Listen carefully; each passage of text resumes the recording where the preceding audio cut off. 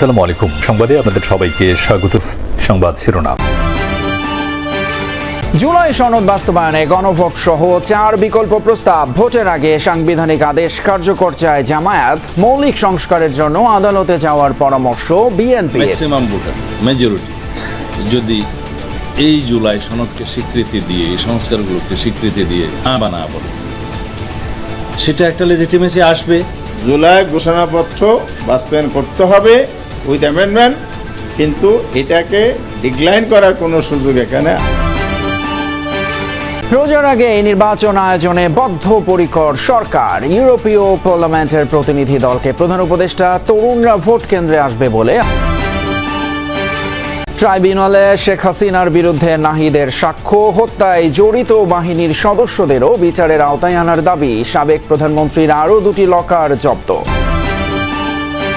প্রায় প্রতিদিনই সমুদ্রে মারা পড়ছে ডলফিন। জাহাজের পাখা আর বেহুন্দি জালের ব্যবহারে উদ্বেগ। বৈজ্ঞানিক উপায়ে কারণ অনুসন্ধানে পরামর্শ বিশেষজ্ঞদের। বন্যা থেকে বাঁচতে কুড়িগ্রামের চরাঞ্চলে দুর্যোগ সহনশীল ঘর তৈরি হচ্ছে। বাড়ি, টিউবওয়েল ও টয়লেট নির্মাণে খরচ 1.5 লাখ টাকা। ঐকমত্য কমিশনের আলোচনাকে অসম্মান করে রাজপথে কর্মসূচি দিয়েছে জামায়াত ইসলামী সহ কিছু দল। পাল্টা কোনো কর্মসূচি নয়, বরং নির্বাচন সামনে রেখে জনগণের কাছে যাচ্ছে বিএনপি। একথা জানিয়েছেন বিএনপির স্থায়ী কমিটির সদস্য আমির খসরু মাহমুদ চৌধুরী। বলেছেন, দেশকে অস্থিতিশীল করতে এমন কর্মসূচি কিনা সেই প্রশ্ন উঠেছে জনমনে। আন্দোলনের ঘোষণার মধ্য দিয়ে নির্বাচন নিয়ে জামায়াতের অনীহাও স্পষ্ট হয়েছে বলে মনে করেন আমির খসরু। আমি আমার দলের পক্ষ থেকে বলতে পারি, চলছে সংস্কার প্রস্তাব নিয়ে জুলাই সনদ তৈরিতে জাতীয় ঐকমত্য কমিশনের শেষ মুহূর্তের তোড়জোড়। সেই সভায় অংশ নেওয়ার পাশাপাশি 5 দফা দাবি নিয়ে রাজপথে আন্দোলনের কর্মসূচি ঘোষণা করেছে জামায়াত ইসলামী সহ ধর্মভিত্তিক কয়েকটি দল। তাই এখন রাজনীতির আলোচনায়। সমসাময়িক এসব বিষয় নিয়েই রাজধানীর বনানীর হোটেল সারিনায় সাংবাদিকদের সঙ্গে কথা বলেন বিএনপির স্থায়ী কমিটির সদস্য আমির খসরু মাহমুদ চৌধুরী। বলেন, 5 আগস্ট পরবর্তী বাংলাদেশে এমন কর্মসূচি অন্তর্বর্তী সরকার ও ঐকমত্য কমিশনের আলোচনার প্রতি অসম্মান। আমাদেরকে তো রাজনৈতিক দলগুলোকে বাংলাদেশের মানুষ ম্যান্ডেট দেয় নাই যে আপনারা বসে বসে বাংলাদেশের ভবিষ্যৎ নির্ধারণ করুন। যেখানে ঐক্যমত হয়েছে সেগুলো জনগণের কাছে যাবে, ঐক্যমত হয়নি ওইটাও জনগণের কাছে যে আগামী নির্বাচনে নিয়ে যেতে হবে। নিশ্চয়ই নির্বাচন নিয়ে তাদের অনীহা আছে, তা না হলে যেখানে আলোচনাই শেষ হয় নাই, আপনি যদি একটা কর্মসূচিতে চলে যান তার মানে কি? তার মানে তারা ঐক্যমতের যে আলোচনা সে তার প্রতি কোনো সম্মান দেখাচ্ছে না। পরিবর্তিত পরিস্থিতিতে পরিকল্পিতভাবে বাংলাদেশকে ব্যর্থ রাষ্ট্রে পরিণত করতে চায় বলেই আন্দোলনের কর্মসূচি কিনা এমন প্রশ্ন তোলেন আমির খসরু। যে কোনো শক্তি এখানে দেশকে একটা আবার অস্থিতিশীল পরিস্থিতিকে নিয়ে যাচ্ছে এবং এর মাধ্যমে আবার যেই শক্তি পালিয়ে গেছে, যাদেরকে বাংলাদেশের মানুষ উৎখাত করেছে, তাদের জন্য কি কোনো স্পেস ক্রিয়েট করা হচ্ছে কিনা, এটাও তো একটা প্রশ্ন আসতে পারে, তাই না? এবং আমরা তো ইতিমধ্যে লক্ষণও দেখতে পাচ্ছি। জামাত সহ অন্যান্য দলগুলোর এমন কর্মসূচিকে বিএনপি চাপ মনে করছে না বলেও জানান দলের সর্বোচ্চ নীতি নির্ধারণী ফোরামের এই নেতা। না, চাপের তো কোনো প্রশ্নই আসছে না। আমরা তো নির্বাচনের দিকে এগিয়ে যাচ্ছি, আমরা তো নির্বাচনে কর্মকাণ্ডে নেমে গেছি। আমাদের প্রতিটি এলাকায় আমাদের নেতা কর্মীরা নির্বাচনী কর্মকাণ্ডে ইতিমধ্যে নেমে গেছে। বাংলাদেশের মানুষ তার ভোটাধিকার প্রয়োগ করার জন্য অপেক্ষা করছে আগামী ফেব্রুয়ারির প্রথমার্ধে। সেখানে মাঠ দখল করতে হলে আপনাকে জনগণের কাছে ভোটের মাধ্যমে মাঠ দখল করতে হবে। ঐকমত্য কমিশনে দাবি পূরণ হয়নি বলে রাজপথে কর্মসূচি দেয়া অযৌক্তিক, অগ্রহণযোগ্য বলেও মন্তব্য করেন বিএনপির এই নেতা। যারা কর্মসূচি দেয় নাই তাদেরও তো অনেক দাবি আছে যেটা ঐক্যমতের মধ্যে পূরণ হচ্ছে না। কিছু মহল এখনও ভোট বিলম্বিত করার চেষ্টা করছে, তবে অন্তর্বর্তী সরকার সময়সূচি অনুযায়ী নির্বাচন আয়োজনে বদ্ধপরিকর। রাষ্ট্রীয় অতিথি ভবন যমুনায় ইউরোপীয় পার্লামেন্টের প্রতিনিধি দলের সাথে বৈঠকে একথা জানিয়েছেন প্রধান উপদেষ্টা ডক্টর মোহাম্মদ ইউনূস। বলেন, রমজানের আগেই নির্বাচন হবে এবং এটি দেশের ইতিহাসে নতুন অধ্যায় যোগ করবে। আগামী নির্বাচনে তরুণ ভোটাররা রেকর্ড সংখ্যায় ভোট দিতে আসবে বলেও আশাবাদ জানান প্রধান উপদেষ্টা। তিনি বলেন, 15 বছরেরও বেশি সময় পর অনেকেরই এটিই হতে যাচ্ছে প্রথম ভোট দান। 1 ঘণ্টাব্যাপী আলোচনায় ইউরোপীয় ইউনিয়নের সহযোগিতা এবং চলমান রোহিঙ্গা মানবিক সংকট নিয়েও আলোচনা হয়।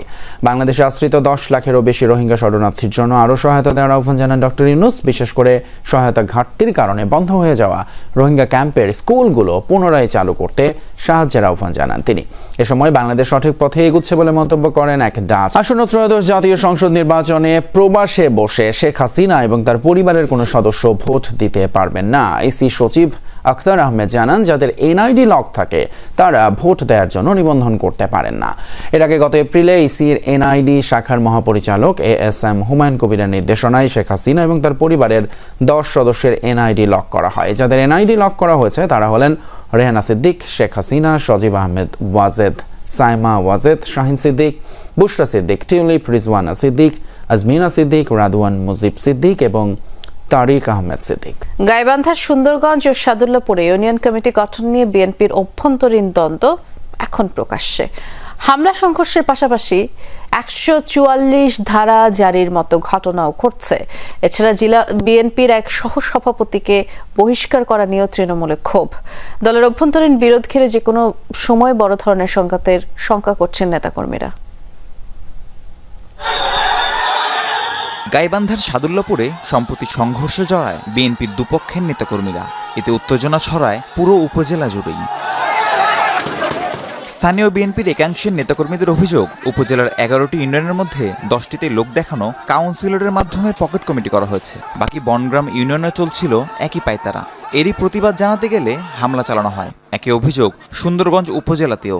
ইউনিয়ন ও ওয়ার্ড কমিটিতে ত্যাগীদের বাদ দিয়ে অন্য দলের নেতাকর্মীদের স্থান দেওয়া ও স্বজনপ্রীতির অভিযোগ এক পক্ষের। এর প্রতিবাদে দফায় দফায় বিক্ষোভ হয়। দলের প্রতিষ্ঠাবার্ষিকীর অনুষ্ঠান ঘিরে সংঘাতের শঙ্কায় 144 ধারা জারির মতো ঘটনাও ঘটে। এজন্য জেলা সভাপতি ও তার অনুসারীদের দুষছেন একাংশের নেতাকর্মীরা। আওয়ামী লীগেরও পদ আছে, এটাও আসি ওয়ার্ড সভাপতি হয়েছি, সাংগঠনিক হয়েছি এবং ইউনিয়ন কমিটির সহসভাপতি বানাচ্ছি। এরা অনিয়মভাবে এমনভাবে করছে, নিজের ব্যক্তিগত যেরকম দল এরকম করিয়ে তারা জেলা সভাপতি প্লাস থানা আহ্বায়ক, সদস্য সচিব, এদের ঘরে পকেট লোক যেটা বাই করে নিয়ে আসছে, যেটা করা লাগে সেটা তারা করছে। এই বনগ্রাম কমিটিটা নিয়ে ডাক্তার সাদিক ভাই একজন জেলা সভাপতি হিসেবে তার এখানে মুখ্য কোনো ভূমিকা ছিল না। তার কাছে বারবার শরণাপন্ন হওয়ার পরেও সে এটা সমাধান করে নাই। অতি গোপনে তারা কাঠ সংগ্রহ করে নিজস্ব পছন্দের নিজস্ব ভাগিদারি আত্মীয় স্বজন ভাই বেড়াদারকে তাদেরকে এখানে সংগ্রহ করে তারা কোনো মতো একটি প্লেস করার মতো একটা অনুষ্ঠানের মাধ্যমে তারা এই কমিটিগুলো ফ্লাশ করার চেষ্টা করছে। উপজেলা আহ্বায়ক কমিটির হলো বাবুল আহমেদ, তারপর যে সদস্য সচিব মাহমুদ প্রামাণিক, জেলা হলো সাদিক সাহেব, তাদের যোগ সাজতে এভাবে তারা কমিটির অর্ডার পাইছে, এভাবে তারা করতেছে। তবে এসব অভিযোগ অস্বীকার করেছেন জেলা বিএনপির সভাপতির অনুসারীরা। দ্বন্দ্ব সংঘাতের জন্য অপর পক্ষকেই দায়ী করছেন তারা। 15টা ইউনিয়নের মধ্যে আপনার যে ওয়ার্ড কমিটিগুলো হয়েছে এখানে শতভাগ নিশ্চয়তা দিচ্ছি, এখানে কোনো অনিয়ম হয় নাই। যদি ভুলক্রমে কোথাও হয়ে থাকে আবেদনের প্রেক্ষিতে মৌখিক অথবা লিখিত দিলে আমরা তাৎক্ষণিকভাবে ব্যবস্থা নিব। 11টি ইউনিয়নের মধ্যে 10টি ইউনিয়ন আমরা ইতিমধ্যেই সম্মেলন করেছি এবং সুন্দর সুষ্ঠুভাবে আমরা করেছি। আমরা বনগ্রামও করব এবং যাদেরকে দায়িত্ব দেওয়া হয়েছে তারাই কমিটি করেছে এবং ওই কমিটি দিয়েই ভোট।